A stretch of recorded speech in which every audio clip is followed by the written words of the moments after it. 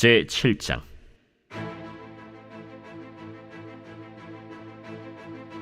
솔로몬이 자기의 왕궁을 13년 동안 건축하여 그 전부를 준공하니라.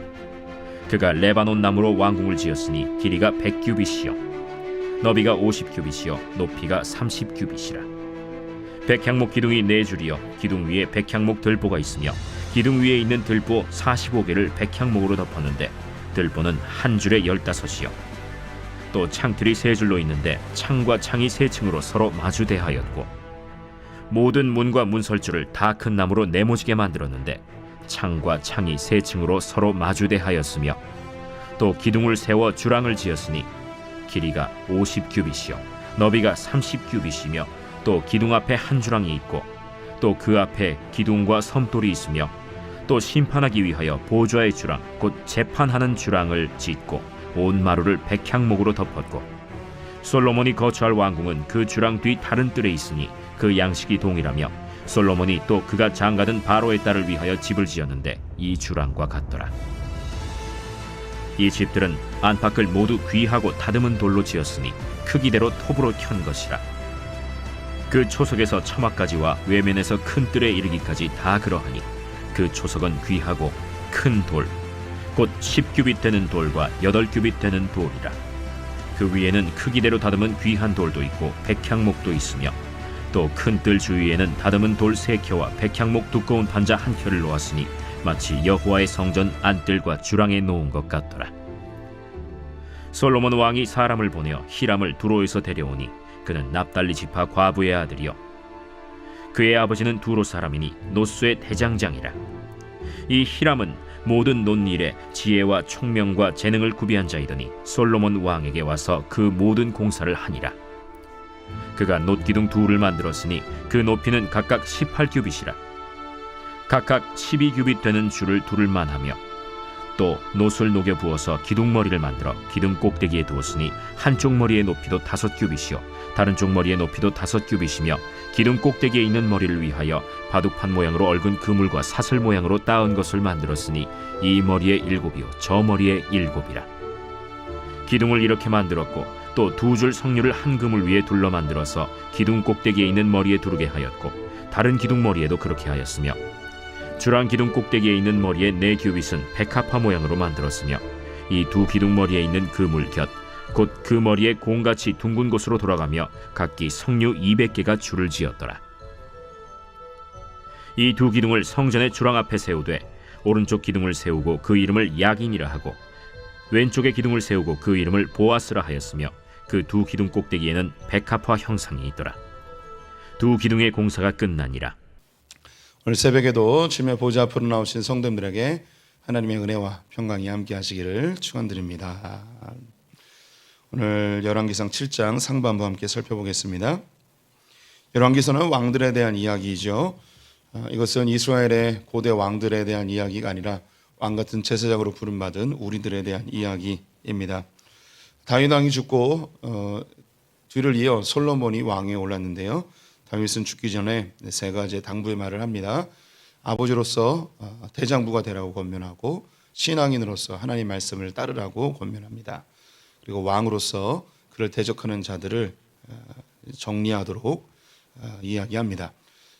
솔로몬은 아버지의 법도대로 잘 따랐고요. 또 하나님도 잘 섬기려고 애를 썼지만 그에게 부족한 것이 있었는데 그것이 바로 하나님의 말씀을 따르는 것이었습니다. 기본에서 1,000번째 들을 때 하나님께서 꿈으로 그에게 지혜를 구할 것을 요구하였고 이 지혜는 하나님의 말씀을 가까이 할 때 얻을 수 있음을 알려주었습니다. 이렇게 솔로몬은 그 즉위 초기에 하나님께 지혜를 구하며 왕의 직분을 감당하기 시작했는데 그는 하나님께 지혜를 얻을 뿐만 아니라 그는 부와 명성도 얻게 됩니다. 나라는 점점 부강해지고 또 평탄해지게 되었습니다. 솔로몬은 나라가 평탄해지었을 때 하나님께서 이것을 선물로 주셨음을 알고 자기가 왜 왕으로 세워졌는지도 알고 있었습니다. 그래서 성전 건축을 시작을 하죠. 성전 건축의 외벽 공사를 마무리하고 이제 내부 공사를 시작할 때쯤에 하나님께서 다시 그에게 계시로 말씀해 주시죠. 그 말씀의 내용은 성전의 존재의 목적에 대해서 다시 한번 강조해 주는 것이었습니다.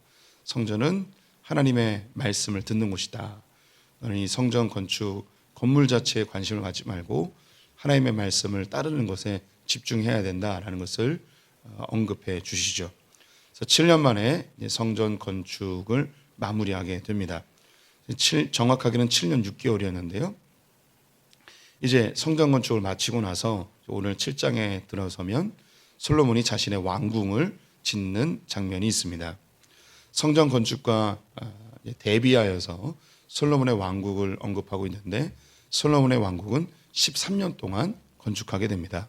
성전은 7년 6개월, 반면에 왕궁은 13년. 이것은 거의 2배에 달하는 기간인데요. 이걸 통해서 이 열왕기서의 기자는 우리들에게 그 기간을 통해서 메시지를 전달해 주는 거죠.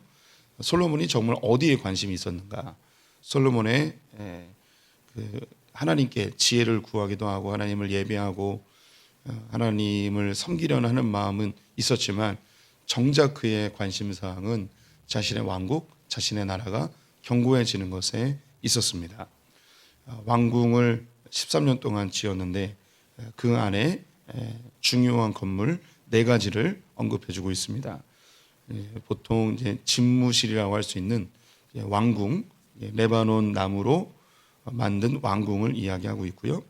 두 번째로 사람들을 접대하는 주랑이라고 표현되는 응접실, 로비를 만들었습니다. 그리고 재판할 수 있는 재판정, 재판의 주랑, 재판을 위한 발코니 이런 것을 만들었고요. 또 자신이 머무는 처소, 솔로몬의 왕국을 만들고 또 바로의 공주를 위한 처소도 만들었습니다. 바로의 공주를 위한 처소는 솔로몬의 처소와 똑같이 만들었다고 기록이 되어 있습니다.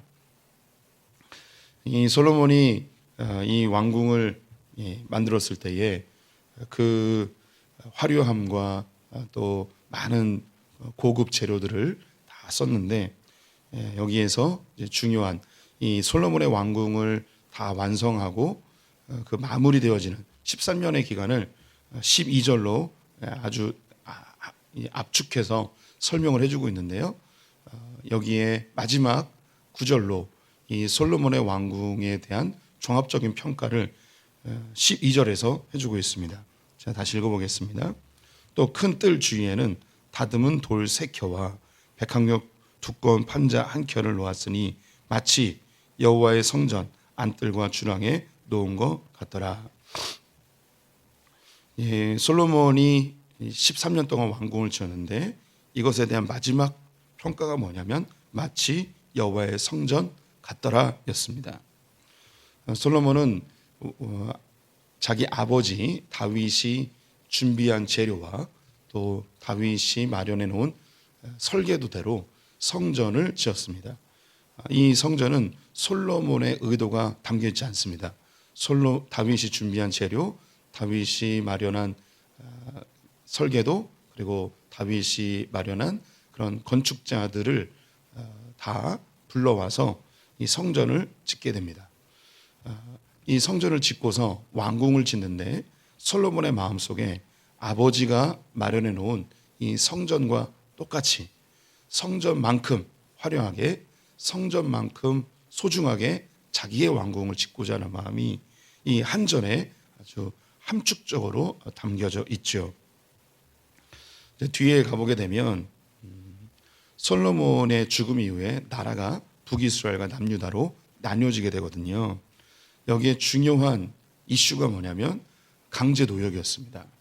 20년 동안 각 지파의 사람들이 순번을 정하여 돌아가며 이 솔로몬의 이 거대 공사에 계속 투입되는 거예요. 1, 2년도 아니고 성전까지는 다윗의 소망이었고 하나님의 나라를 위해서 헌신하겠다 이런 마음이 백성들에게 충분히 있었을 것 같습니다. 7년이 지나고 13년을 더 해야 되는 거예요. 어떻게 보면 20대의 젊은이가 40대 중년까지 이 공사만 하게 되는 그런 상황에 놓이게 된 거죠. 이 오래 지속되는 거대 공사로 백성들의 마음이 많이 상하게 되었습니다. 거기에 이 건축을 위해서는 돈도 많이 들죠. 그래서 세금도 더 많이 내야 되는 거예요. 이것이 백성들의 마음을 솔로몬과 멀어지게 하는 계기가 되었습니다. 솔로몬이 죽은 다음에 르호보암이 나라를 다스릴 때에 북이스라엘의 지도자로 여로보암이 서게 되었고, 또 백성들은 이 르호보암의 정책을 반대하는 일들이 일어났습니다. 여기에 여로보암을 중심으로 르호보암을 대적하게 되죠. 그때 사람들의 목소리가 뭐였냐면, 이렇게 너무 노동이 많다, 너무 힘들다라는 거죠. 이때 르호보암이 나이 많은 그런 원로들의 이야기도 듣고 젊은 사람들의 이야기를 들었는데, 원로들은 이 노동을 좀 줄이자, 세금도 좀 줄이자, 그들의 목소리를 좀 들어주자 였는데, 젊은 자신의 친구의 지혜자들은 네가 강한 모습을 보여줘야 된다, 더 예전보다 아버지보다 더 강하게 노역을 시키고 그래서 찍소리도 못하게 해야 된다라고 한 거죠. 이때 솔로몬의 아들 르호보암이 젊은 사람들의 이야기를 듣고 백성들의 노역을 더하게 됩니다. 그래서 이것이 완전히 폭발돼서 나라가 두 개로 나눠지게 되죠. 솔로몬의 그 마음 중심에 있었던 그 진짜 마음, 이것이 한 줄로 딱 나와 있어요. 마치 여호와의 성전 같았더라. 우리가 하나님을 섬기고 주님을 위해서 헌신한다는 그런 겉에 드러난 모습이 있지만, 우리 내면 속에는 하나님을 이용하고 조종하는 그런 하나님 우상처럼 만들고자 하는 마음이 늘 우리 안에 내재되어 있습니다. 그래서 우리 속 사람, 속 마음을 잘 살필 필요가 있어요. 가장 많이 유혹을 받는 게 당연히 목회자들이겠죠. 뭐 간단한 예로, 제가 설교를 열심히 준비하고 설교를 잘하고 싶습니다. 왜 잘하고 싶은가? 겉으로는 우리 성도님들에게 은혜를 끼치고, 또 성도님들에게 하나님의 말씀을 잘 가르쳐서 영혼을 살찌우고, 이렇게 잘 성도님들에게 이야기할 수 있겠죠. 근데 제 내면 속에 진짜 마음은 무엇인가? 설교 끝난 다음에 목사님 은혜 받았어요, 이 말 한마디 듣고 싶은 마음이 있는 거예요.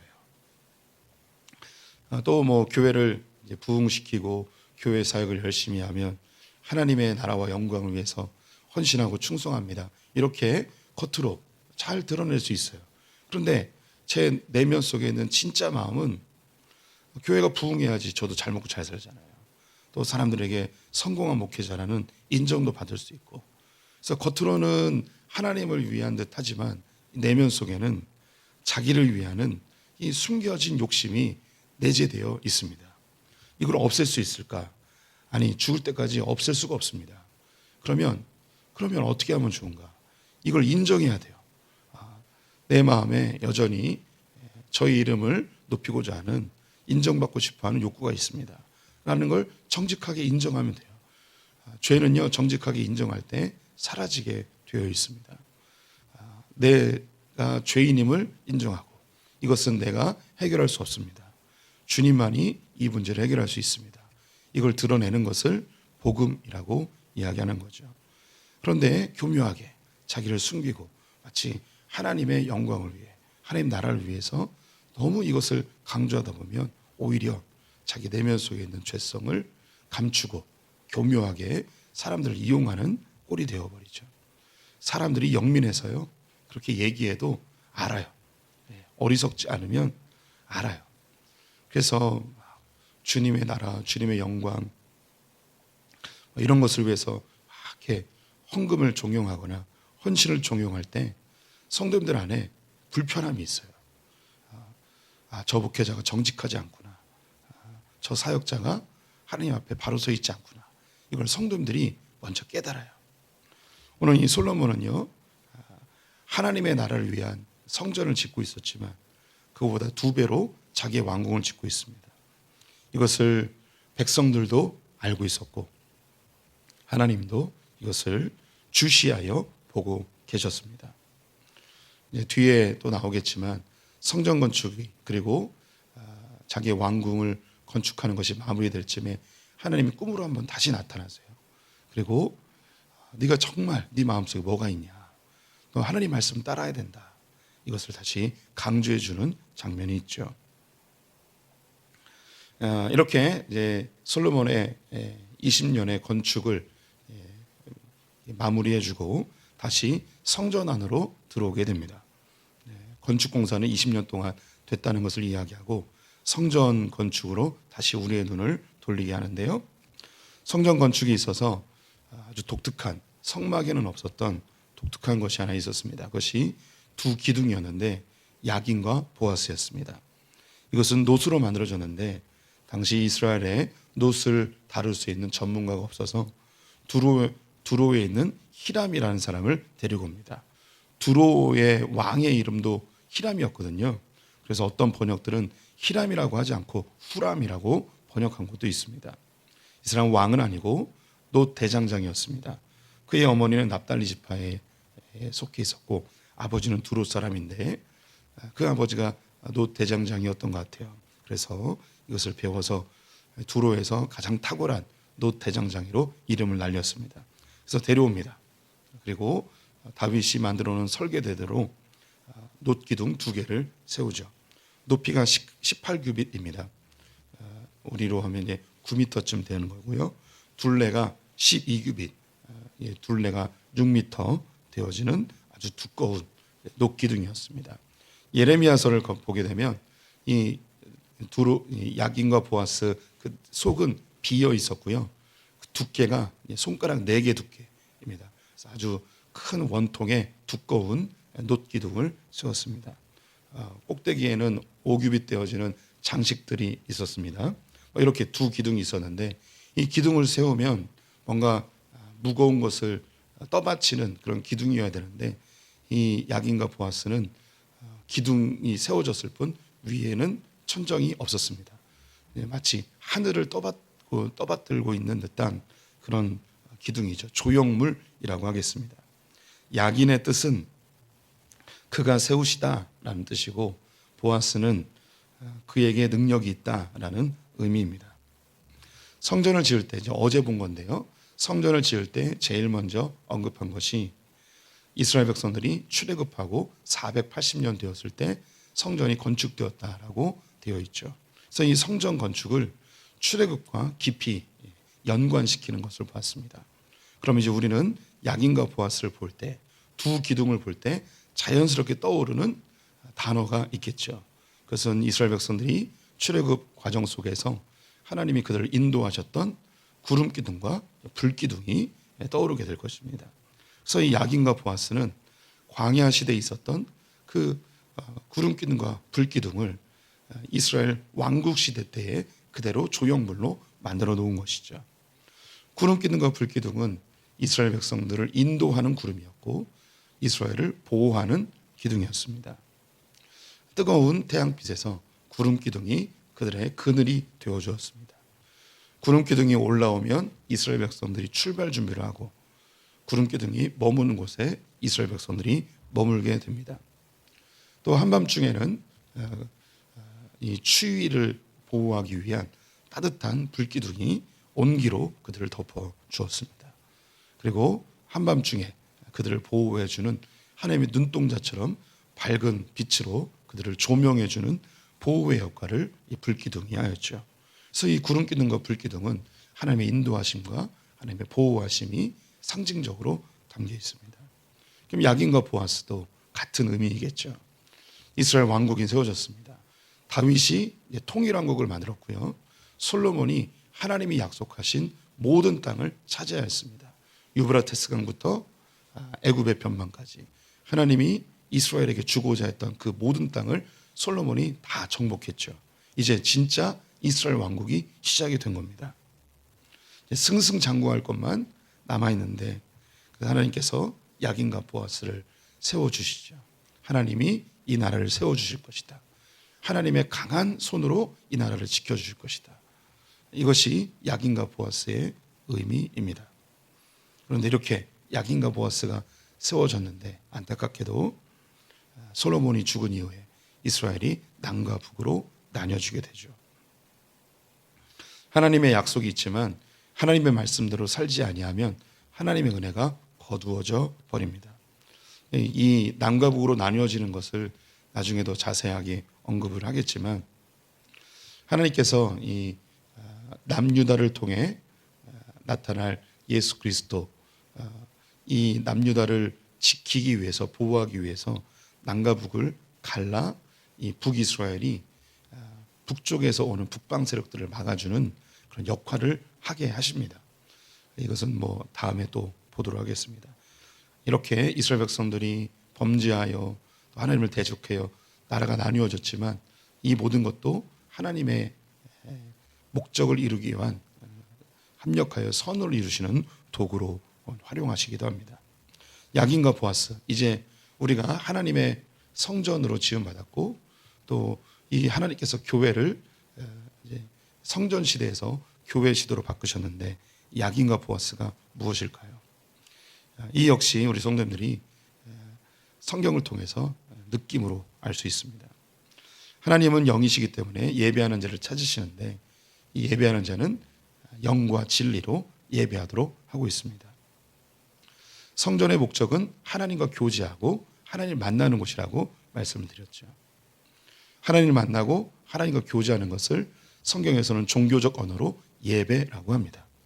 예배는 형식적인 순서가 예배가 아니고, 하나님을 만나고 하나님을 예배하는, 하나님과 교제하는 것 자체를 예배라고 하는 거죠.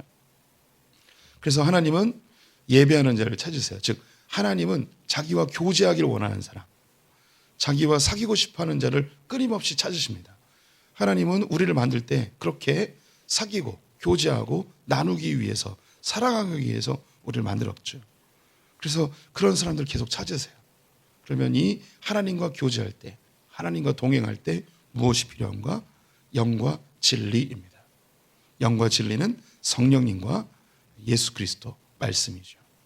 그래서 우리 신앙생활에 두 기둥이 있다면, 우리의 신앙을 받쳐주고 있는 두 기둥이 있다면, 하나는 말씀, 하나는 성령. 이 성령님은 기도라고 표현할 수 있겠죠.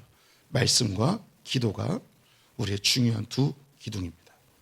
그래서 우리 성도님들이 다른 건 다 못해도 말씀을 가까이 하는 것과 주님과 교제하는 기도를 하는 것, 말씀은 하나님의 음성을 듣는 것이라 할 수 있겠고, 기도는 내가 주님께 대화하는, 반응하는 것이라 할 수 있겠습니다. 그래서 우리의 신앙생활에 말씀과 기도가 늘 있다면 주님께서 나를 세워주시고 나를 보호하시고 강한 능력으로 나를 붙들어 주실 것입니다. 말씀과 기도가 있는 자는 절대 무너지지 않습니다. 우리 성도님들의 삶 가운데, 또 우리 소품교회 가운데 말씀과 기도가 풍성하고 견고히 세워지는 그런 교회 되기를 소망합니다. 기도하겠습니다. 하나님, 주님께서는 성전의 모형으로 우리에게 신앙생활에 가장 중요한 두 기둥, 말씀과 기도를 알려주시니 감사합니다. 이스라엘 백성들을 광야에서 구름 기둥과 불 기둥으로 인도하시고 보호하신 것처럼, 이스라엘을 하나님께서 인도하시고 보호하셨으며, 또 교회를 그렇게 인도하고 보호하실 줄 믿습니다. 우리 소풍의 성도님들이 성전으로 지어져 갈 때 성전의 본질적 목적, 하나님과의 교제, 하나님과의 사귐을 잃지 않는 자들 되게 하여 주시옵소서. 늘 말씀을 가까이 하게 하시고 기도로 주님과 대화하는 자들 되게 하여 주시옵소서. 오늘 하루 주님께 의탁하며 예수님의 이름으로 기도드렸습니다. 아멘.